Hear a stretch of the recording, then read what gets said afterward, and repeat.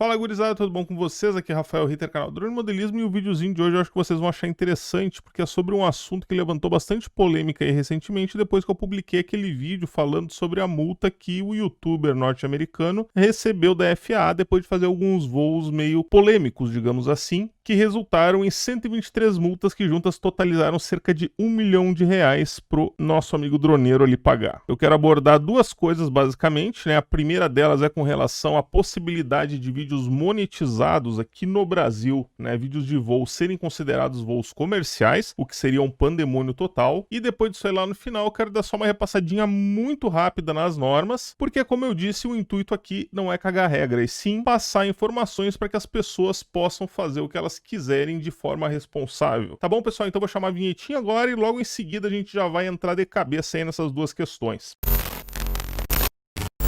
Bom, pessoal, em primeiro lugar, com relação ao rigor aplicado pela FAA, né? Foi uma multa que por muitos foi considerada abusiva, e se vocês quiserem saber a minha opinião, eu concordo com isso. Inclusive, na minha opinião, esse valor exorbitante aí, ele contribuiu para que um fenômeno fosse observado. Tanto aqui no Brasil quanto lá nos Estados Unidos, foi grande o número de pessoas se solidarizando com o Mike, que é o youtuber aí que foi multado, em função do valor que, né, se ele tiver que pagar, ele tá literalmente falido, ao invés de focar no assunto em si, que eram as infrações que ele cometeu. E na minha opinião, se ele tivesse imposto uma multa de, sei lá eu, $10 mil ou $5 mil que fosse, nesse caso as pessoas certamente não desviariam a sua atenção e ao invés de ficarem preocupadas com o coitadinho do cara que fez aqueles negócios, estariam muito provavelmente apoiando a atitude da FAA em fazer cumprir as suas leis. Então, nesse caso, né, que sirva de lição para as autoridades aqui no Brasil, caso estejam pensando em fazer uma ação desse tipo. Criar uma situação maior do que o fato em si acaba desviando a atenção e acabando com o propósito da ação, que era educar. Acaba gerando uma comoção e termina por ver toda a comunidade se compadecendo ali com o infrator. Mas esse foi só um aspecto aí dessa história toda que chamou a atenção das pessoas. Outro ponto que deixou muita gente com a pulga atrás da orelha foi o fato de que esses vídeos que o Mike fez lá, eles foram considerados pela FAA como vídeos comerciais. Isso porque os vídeos que ele publicou no YouTube estavam monetizados. Então ela entendeu que o voo era parte fundamental da monetização do vídeo. E vocês estão entendendo? Vocês conseguem sacar o pandemônio que seria se esse tipo de entendimento fosse replicado aqui no Brasil? A primeira coisa que de cara não ia existir mais são reviews de drones. 100% dos canais de review, não só de drone, de qualquer produto, são monetizados, né? Afinal de contas, pra que alguém ia dedicar sua vida a fazer review e emitir sua opinião se fosse só pra se incomodar? Ele seria totalmente inviável, a começar pela necessidade, pela obrigatoriedade do seguro reta, que custa cerca de R$500 por ano. Isso significa, né, que um canal que faz uma média aí de 10 reviews por mês, teria que gastar cerca de R$5 mil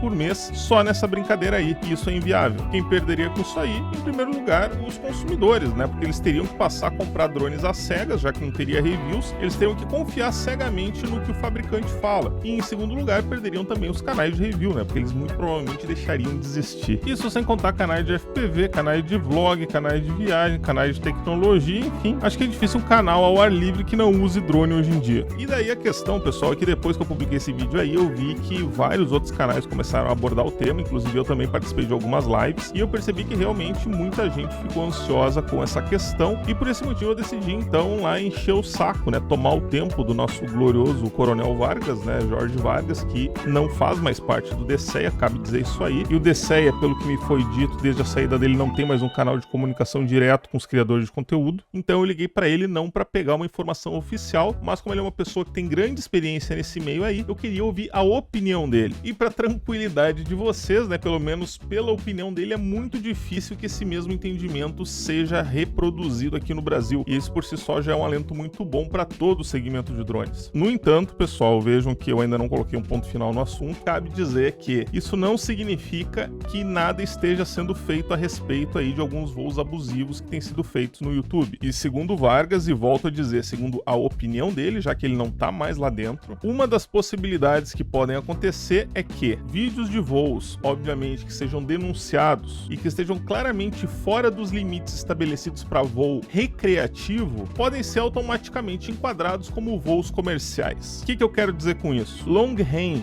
Se tu bota no teu canal um vídeo de long range, esse é um tipo de voo que não tá previsto na MCA 56-2, que para quem não sabe é o documento que estabelece as normas para uso recreativo de drones. Pois então, Então, se voo de longa distância não está previsto no documento que regulamenta o uso recreativo de drones, o criador de conteúdo ainda tem o benefício da dúvida, porque ele pode ter feito aquele voo dentro do que está estabelecido na ICA 140. Ele pode ter feito um voo e-veloz, ou seja, com auxílio de observadores. Só que nesse caso ele vai ter que provar que estava obedecendo aos critérios de voo comercial. E aí vocês sabem que isso aí não dá para tu arranjar do dia para noite. Então, para terminar essa primeira parte, em princípio, né, no momento não há necessidade de pânico. É muito difícil um canal de drone que seja 100% correto, principalmente se tu for olhar os vídeos mais antigos, cara. É cada coisa que se vê, até aqui no drone modelismo mesmo. Problema maior, obviamente, vão ter aqueles canais que se dedicam a voos fora dos padrões, o que eu, Rafael, considero um erro estratégico muito grande, afinal de contas. Dá para crescer um canal fazendo só voos fora dos padrões? Dá. Agora, quanto mais teu canal crescer, mais difícil vai ser deitar a cabecinha no travesseiro para dormir. É um risco grande, eu acho que cada um sabe de si e cada um tem uma tolerância diferente ao risco.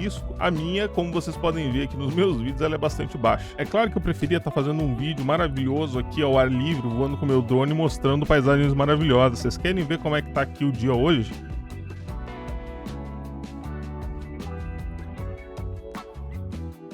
Enfim, vocês já entenderam. Tá, beleza, pessoal? Então agora, para terminar esse vídeo aqui, eu queria só dar uma repassadinha que não vai tomar mais do que 2 ou 3 minutinhos da vida de vocês, para falar um pouquinho sobre limites de voo. Existem basicamente 3 cenários para voo recreativo que tem algumas regras um pouquinho diferentes entre elas. Voos em zonas urbanas, voos em zonas rurais e voos em áreas adequadas. Então a primeira coisa que eu quero dizer a respeito dos voos recreativos: não existe princípio da sombra. Tá entendido, pessoal? Isso aí é para voos comerciais. Tendo explicado isso aí, se tu estiver voando numa zona urbana, os limites são os seguintes: tu precisa manter 600 metros de helipontos, 2 km de aeroportos, 9 km das áreas de pouso e aproximação desses aeroportos, exceto se houver alguma barreira como um prédio, e aí mesmo estando dentro dessa área de 9 km, tu pode voar com teu drone desde que tu não ultrapasse a altitude desse prédio ou desse obstáculo, voando na parte oposta em relação ao aeroporto. A altura máxima de voo, ao contrário do que a maioria pensa, não é 120 metros, é 40 metros. A distância que tu pode voar com o teu drone, a distância de ti pro teu drone é 200 metros. A velocidade máxima que o teu drone pode voar é 40 km por hora. E tu precisa manter uma distância horizontal de 30 metros de pessoas não anuentes. Por que 30 metros? Porque, segundo os testes que foram feitos, se um drone estiver voando a 40 km por hora, a 40 metros de altura, e ele cair, o movimento de queda não vai ser superior a esses 30 metros, ou seja, não vai cair na cabeça de ninguém. E por último, se tu quiser fazer FPV, tu precisa ter um amiguinho do teu lado ali, observando o entorno, né? Tu pode fazer FPV com o auxílio de um observador. Tá bom, pessoal? Vejam que é muito simples, isso aí foi pra zona urbana. Agora, se tu estiver voando em zona rural, vocês vão ver que é bem parecido, só mudam os numerozinhos. Tu também tem que manter 600 metros de helipontos, 2 km de aeroportos e 9 km das áreas de pouso e decolagem, também com aquela exceção. Se tiver um prédiozinho, tu pode voar atrás dele. Só que além disso aí, pessoal, nas áreas rurais, tu precisa manter também 2 km de áreas nas quais sejam previstas operações ligadas à operação agrícola. E isso aí eu acho que muita gente que voa no interior não leva em conta, né? E provavelmente, sei lá, vão continuar não levando em conta. Eu só tô aqui para dizer que a regra é essa. Além disso aí, a altura máxima aqui nas zonas urbanas é de 40 metros. No caso da zona rural, ela é de 50 metros. E a distância que tu pode ir com teu drone também, ela aumenta. Ela passa de 200 metros para 500 metros. Além disso, a velocidade máxima que tu pode voar com teu drone, ela é de 100 km por hora. Quer dizer, entende-se, né, que é uma área menos densa, então tu pode voar ali com os limites um pouco maiores. No entanto, como esses limites são maiores, a distância horizontal que tem que manter de pessoas não anuentes, ela também é maior. Então, ao invés de ter que manter 30 metros horizontais de pessoas não anuentes, no caso da zona rural, tu precisa manter 90 metros de pessoas não anuentes. Acho que é fácil, né? Porque não deve ter muita gente passeando ali em cima de uma lavoura. E por último, com relação ao FPV, também, como é uma área menos densa, tu pode fazer o teu voozinho de FPV ali de boa e tu não precisa nem de observador. Já a última situação, além dessas outras duas, é quando o voo é feito numa área adequada, ou seja, num clube de aeromodelo, por exemplo. A altura máxima de voo é de 120 metros e cabe lembrar que, caso seja necessário ultrapassar esse limite, né, por ocasião de um evento, por exemplo, é necessário fazer uma solicitação para o DCE com 18 dias de antecedência. Então não é porque é uma área adequada que dá para fazer tudo. Em segundo lugar, a distância máxima que tu pode ir com o teu drone, ela não é definida pelo DCE, e sim pelo responsável da área. E, geralmente, o clube de aeromodelismo tem caixas de voo, né, só para citar um exemplo. Não existe limite de velocidade, ou seja, tu pode voar com o teu drone race ou então com o teu pylon tranquilamente. Não existe distância mínima para pessoas não anuentes, porque se entende que todo mundo que está ali ali dentro já é anuente, e o FPV também pode ser realizado sem necessidade de um observador. Então, pessoal, era isso aí que eu queria passar para vocês hoje. Dar uma luz sobre essa questão aí da monetização, que eu acho que deixou todo mundo preocupado, e dar uma reforçada aí nas normas, né, nesses 3 cenários diferentes aí, que eu sei que muita gente já conhece, mas é sempre bom reforçar. E aí, se Deus quiser, daqui pra frente eu vou tentar me focar mais em outros assuntos mais interessantes, porque ficar falando só sobre desgraça aqui também não dá. Tá, beleza, pessoal? Isso aí tinha pra hoje. Então, se curtiu esse vídeo, deixa aquele joinha, compartilha, ajuda muito aqui o canal e nos vemos no próximo vídeo.